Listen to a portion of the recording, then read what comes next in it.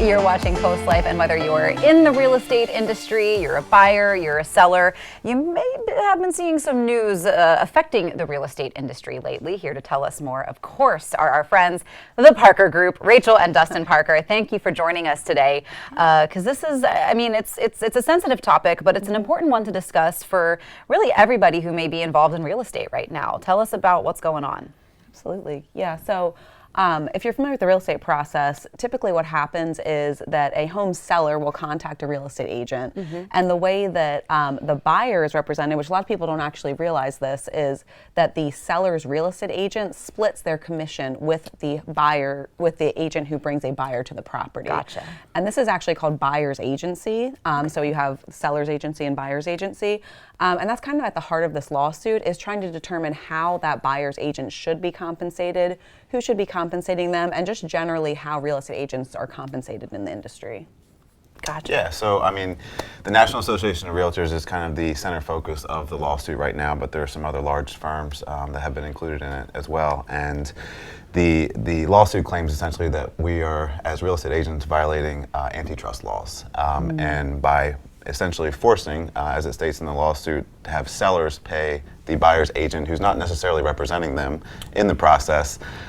You know, there's some gray area there that I think that needs to be addressed a little bit. Gotcha. So what does this lawsuit mean for consumers?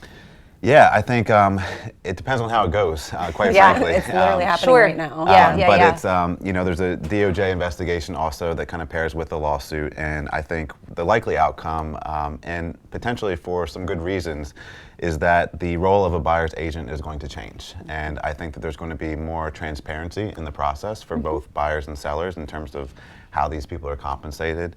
And I think that there'll be much more clear lines in terms of who are people representing and why are they representing them. Gotcha. So I guess right now, as it's happening, what should consumers or people just in the industry do, should be feeling? What's the feel right now? I think we're actually pretty excited about a lot of the shifts that are happening in the industry, and this is one of them, even though it can be painful when we're going through a transition like this. So as a consumer, I think it's really important for people to understand what they're paying a real estate agent and who that goes to, and that's really what this comes down to. And so as a home seller, you have the right to determine how much commission you pay both to the listing agent and to the buyer's agent. And so it's really important to be educated on that and to make sure that your agent is giving you those options.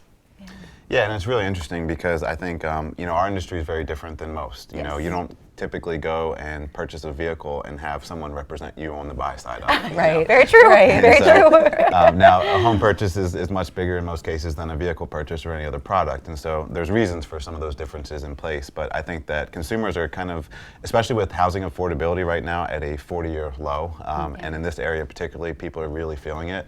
I think there's a lot of eyes on the industry specifically and trying to figure out, you know, how can we make this process more efficient, more transparent, and make sure that both buyers and sellers are adequately represented. Absolutely. Yeah, so the industry it's definitely changing, but not necessarily in a bad way. Change can be good. Change can be helpful and strong, and I think providing that clarity that you're talking about. Yeah. Awesome. Well, thank you guys, as always, for coming in. Is there anything else going on with the Parker Group that people need to sort of tune into or keep an eye out for? Because I know you guys always have a lot going on. We do have a lot going on. Well, I think we might have mentioned it already, but this Thursday at our office, we are having what we're calling Sip, Snap, and Support. It's an outdoor concert to benefit the Delaware Food Bank. And it's for anybody that's either already a real estate agent or interested in getting their license. So we just want to get together as a community and kind of give back to the food bank as we head into the holiday season. Yes. Yep, I know Paige talked to you guys in depth about that last week, but good to have that reminder again that's coming up. Awesome. Well, thank you guys for coming in and hanging out with me as always. And on CoastLife, we always look forward to chatting with you guys. And I know our audience that are in and interested in the real estate industry they get a lot of value out of this. So thank you. Thank you. Awesome. Well, we have more CoastLife headed your way, a little bit more fun to be had. So don't go anywhere.